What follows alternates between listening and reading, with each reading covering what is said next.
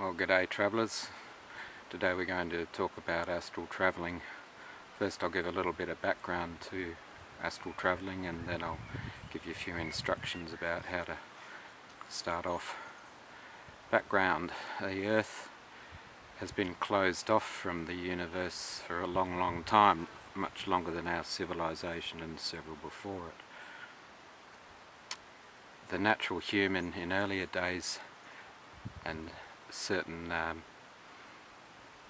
indigenous tribes even to this present day, have always been in touch with the rest of the universe and the star people and the greater cosmic family, but most of us on Earth have lost our way, and even indigenous cultures have had their way darkened. So astral travelling is really opening up what is a natural aspect of our being. It's partially restoring yourself as a citizen of the universe, which I might do another I shouldn't promise to do any more vids, but I may do a couple of follow-up ones with some more of this side information which is relevant but not directly on the topic. Through what I've learned through astral travelling, I know who I am, I know where I came from, I know what I'm doing here, and I know where I'm going after I leave here. I always feel loved and I never feel lonely, and that's a wonderful way to be as you get through each day. Alright, a bit more background. Humans have become a bit like a two-way radio that's stuck and can only transmit in one channel. I've got a two-way radio here. Two-way radio, you push the button to transmit and take it off when you finish transmitting, and there are several channels. These have got 18 channels, but you can only transmit and receive on one channel at a time. Well, normally when you use these things, you transmit, you'll say something, but then you'll listen and get incoming information. Well, human races largely become like one of these, stuck on one channel with the transmit button pushed down permanently. So we're always sending out energy and not receiving energy back in again. So astral travelling is like taking your finger off the transmit button and just listening on all channels, or on several more channels than normal, and it's remarkable what you'll pick up when you listen quietly. Many of you have probably been in a situation where you go out into the darkness and slowly your eyes adjust. At first you can't see anything, but then your eyes adjust to the darkness and you can see more and more, and actually after about 30 minutes or so you usually reach optimum night vision, and it's remarkable how much detail you can see in the darkness. Well, it's like that when we take our finger off the transmit button of our own soul, our own consciousness, listening quietly to that still small voice, the quiet little voice that is easily crowded out and with all the loud noise and chatter of our modern life. But that fine, small little voice, when you locate that, the longer you listen to it and the more accustomed you become to listening to it, the clearer you can hear it. And just because it's a quiet little noise doesn't mean that it's not got a lot of powerful information for you.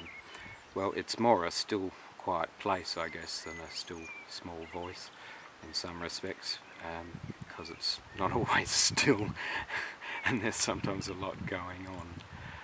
Alright, okay, so I said we're like a two-way radio. Let me explain that a little more clearly again.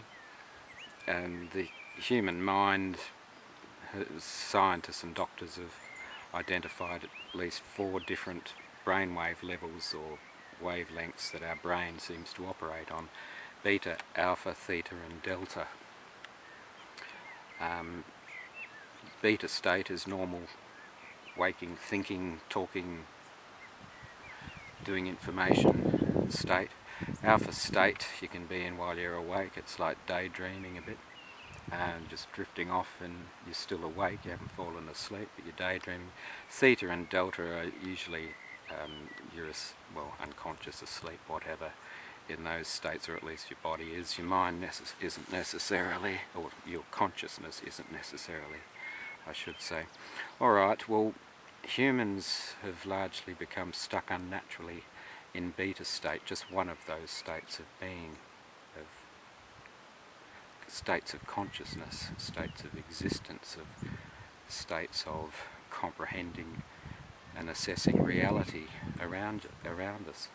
And we're like, stuck in beta state, we're like the two-way radio with the transmit button jammed on. It's all outgoing, we're not receiving anything in. When we astral travel, we're taking our finger off the transmit button and we're listening. Doesn't mean you can't interact when you're out there. You most certainly can. But it's the way of getting there, I suppose. It's this quiet place we have to achieve. Now, many of you will recognise this as sounding like meditation. That's exactly what it is, and I'll get to that in the How to Astral Travel section. Anyway, to finish off this background beginning, I'll talk briefly about some of my experiences. I've astral travelled in at least 3 ways. I don't like some of these words. It's such a cliche, astral travel, as though it's one set idea in a pigeonhole. It's not really. So to give you a bit of an idea, I've astral travelled locally, just around the room, and that's usually more spontaneous. For example, I'm lying in bed, close my eyes, and the next minute I'm looking at the ceiling, but I notice the ceiling's getting closer.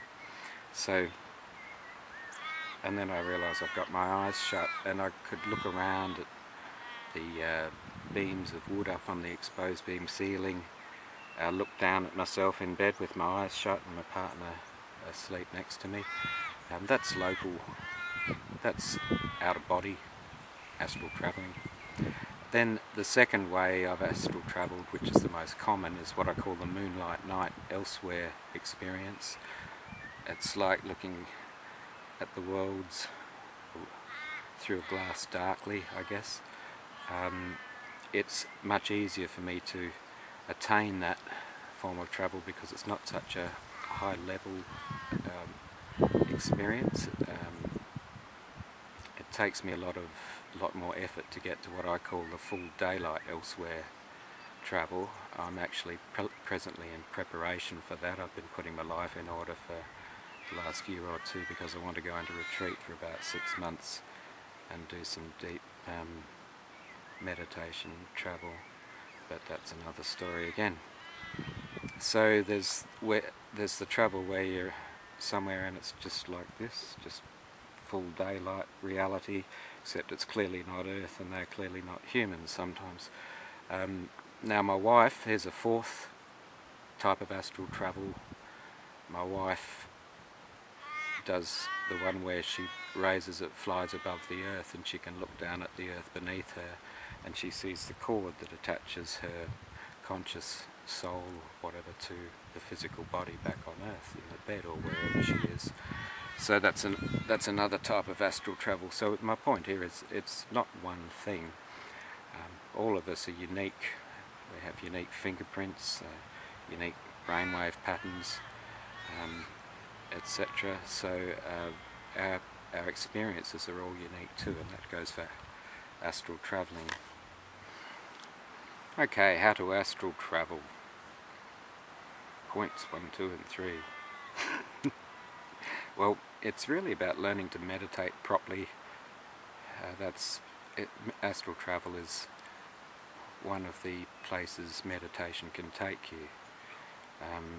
People meditate lightly, and quite rightly, just to relax from daily pressures. That's a very light level of meditation, where they're just closing their conscious mind down, shutting off that beta thought, stilling their mind, and giving it a rest. It's like if you're holding a heavy weight and you've got to hold it out all the time, but if occasionally you can just rest for a moment, you can hold it out forever and ever, whereas if you don't ever get a rest, then your arms will eventually collapse. So light meditation's an excellent idea. Astral travelling just comes from taking it a little bit deeper and a little bit further. So how to meditate? Well, many of you will know how to meditate. For those who don't, there's plenty of information about it around on the internet, and books, magazines, YouTube. I won't I could spend like 20 hours talking about how to meditate as well as how to astral travel, and it's not really the place here. Look into it yourselves more. However, I will, for those of you who haven't meditated, a friend of mine years ago asked me about it, and I said to him, I said, look, I'll give you an exercise to do. Still your mind and try to have no thoughts in it and just breathe, get comfortable, settle down, and just breathe and count your breaths. And so first breath, breathe in, breathe out, and just count in your head 1. Then the next breath in, count 2. And all you do is listen to your breath, breathing in and out, and in your head just count a number 1 up to 10. And when you get to 10, go back to 1 and start again. And when you can do that without thinking about another single thing in between the numbers, so you can just go through from 1 to 10 breath counting and not have another thought interfering, just keep doing that and stop counting. And then you're meditating in a state of no mind, as it can be called, out of the beta state into the alpha, and if you go deeper into the theta and delta states of consciousness, they're all valid states of consciousness. We've all got them on board. The doctors can even measure them. It's just that most of us never use them because we've been talked out of it. It's about shutting down the mental chatter. Beta state is all that noise in our head where we have these endless conversations or some song playing over and over again, something like that. Closing all of that down, because when you close that down, that's literally when you start to hear the universe speaking to you. Meditation is just accessing parts of our consciousness we don't normally notice because we're distracted by our chatter in the beta mind. We've got ads, TVs, we've got iPods, we've got phones to do this too. We've got so much to do all the time, there's so much happening, and our minds, like anything, get into a pattern of constant beta containment. So some people got to get drunk just to get to sleep because they can't shut their minds down. I actually learned meditating years ago because I couldn't sleep well enough, and I wanted to learn how to stop the chatter in my mind, and that was my motivation for first learning to meditate. I slept much better after that, and still do. Right, well, this fella I gave that exercise to, he came back to me 2 months later and said, Mick, I can't get past 3. And so he could only get to 3 before beta thought would start to bash in on his mind and he'd get distracted. Well, some people it's easier than others, but it takes a little bit of getting the hang of. But once you get the hang of it, it becomes very easy to shut your mind down, your beta mind down quickly, and start receiving information instead of transmitting it all the time. So, how to astral travel? Go into meditation, then go down deeper and deeper in the meditation, head for the deeper levels, and that's where things begin to happen, big time. In my own experience, I get to the state of no mind, then then I get to a place I call super consciousness, or I used to call it super consciousness, where my awareness seems to be heightened. I just seem to be aware of everything in a strange, connected sort of a way. It's a wonderful place to go to, and I've since found out that's actually connecting consciously with my subconscious mind, or which that's meant to be subconscious, but you can actually connect with it. but that's another story, and maybe we'll make a video about that one day. So anyway, I go from no mind into this heightened state of what I can refer to, I call super consciousness will do. Often at that stage my body will twitch. Sometimes I'll actually jump off the bed. Not everybody probably does this, but I get great shocks of energy through my body, and it twitches a lot sometimes, usually, and that's because my energy levels are raising and my body is trying to contain the energy as my consciousness is raising its vibration. My body's just fitting it all in, keeping up. That's what the body twitches are all about. So if you get that sort of thing, don't worry about it. Now at this point I can step off for what I call the moonlight night elsewhere travel, or I can go deeper. But at this stage I find it very easy to get to this place. I can get there very easily, and I can go travelling. I have contact.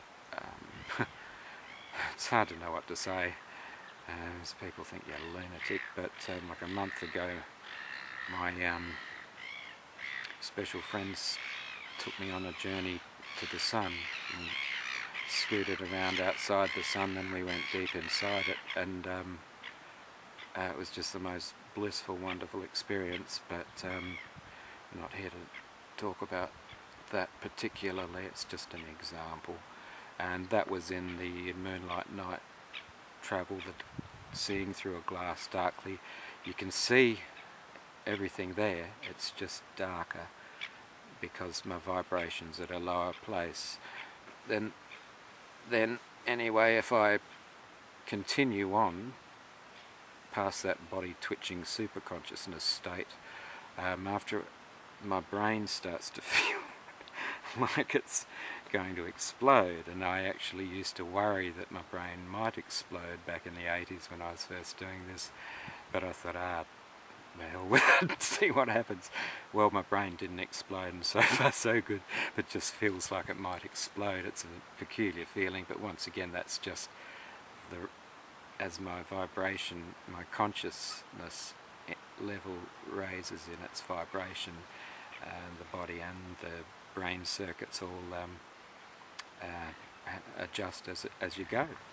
So if you feel funny physical effects like them, don't worry about it. It's can be confronting, but it's no big deal. And then after, finally I come to a point and there's this bright flash of light, which I can only describe like a nuclear bomb going off in front of your face with no noise. It's the brightest light ever encountered, brighter than staring at the sun, I think. And instantly I'm elsewhere in full daylight, technicolor, just like I'm here, only I'm somewhere else. Now that last state takes me a lot of effort to get to. Maybe other people can get there easier than me, but that takes me effort, and like I said, I'm currently in preparation because I want to do a 6-month retreat, gathering information in those realms. Okay, a few other tips for as you head off astral travelling. Even if it feels silly, ask for assistance, protection and light before you astral travel or meditate, or it's always a nice thing to do, and it gets the attention of other people and whatnot that can help. If falling asleep becomes a problem, it was for me in early days, as is for many. You lie down in bed to meditate and next thing you've fallen asleep. Well, meditation could be described as falling asleep while your consciousness stays awake. But if you find you just can't get past falling asleep and you can't get through that stage, people stare at a candle burning, stare at water, running water. For example, these are ways you can get into that trance state or that no-mind state that can take you there without falling asleep. I once was walking up a river and encountered some blackfellas staring at a waterfall, and to most whitefellas they just look at like a lot of lazy blackfellas sitting around, but they were actually waterfall dreaming, and they were travelling in and experiencing the mysteries of the waterfall that it had to show them, but whitefellas just don't usually get that sort of thing. Alright, another way to get out into the travel is visualization. Everyone relates to different things. These are just, try any of these, whatever works. Visualization, picture yourself opening a door and stepping through it into another place, or climbing through a window, exiting out of a tunnel into the daylight, swimming up to the surface and pushing your head out of the water. These kind of visualizations can help you break free, because what we're looking for is a place where your consciousness has become so relaxed that it disconnects from the body and off she goes. So visualization may help. While you're out there, don't think about what you see or experience or how you feel about it. Just be. Think about it later. Try to maintain no mind, and you'll still get plenty of action and information coming in, rather than blocking it from coming in. Don't worry too much about fear. Don't be distracted by fear. Nothing can hurt you. Things might scare you, sure, but nothing can hurt you, and you can always easily return to your body, just like that, automatic, instant, easy. So there's never anything to fear, but I've often been frightened and often felt challenged and stayed there. It took me 5 goes with the bright flash of light to get through that. It was such a fright the first time it happened. I didn't know what happened. I snapped back into my body, and about the 3rd time I started to realise this might be some sort of gateway, and it was about the 5th go with the bright flash of light that I finally got away onto the full daylight travel. So I was frightened just at the flash of light. I've been frightened by other things since, but fear's alright, and there's nothing can hurt you, and you get used to it, and things that used to frighten you become familiar and friendly after a while. So practice regularly, just like exercise. The more you practice, the more you'll build up strength, and your ability will build up and broaden as well. Read books. I've given you some of my ideas here, but read books, web articles, watch YouTube vids or whatever. Get as much information as you can from as many viewpoints as you can. Yeah, so rather than me bash on for another 3 or 4 hours and send you all to sleep, I thought probably one of the better ways to approach this topic here is to invite questions. It's such a huge topic and it relates to everything. I didn't know where to start and where to finish. So probably to keep it more relevant for the viewers, I invite you to ask questions here, and I'll do my best to answer them for you, and that's probably a better way to get the information to you that you really are looking for, if you haven't got enough of this, which I'm sure you haven't. Anyway, on your travellers, and good travels.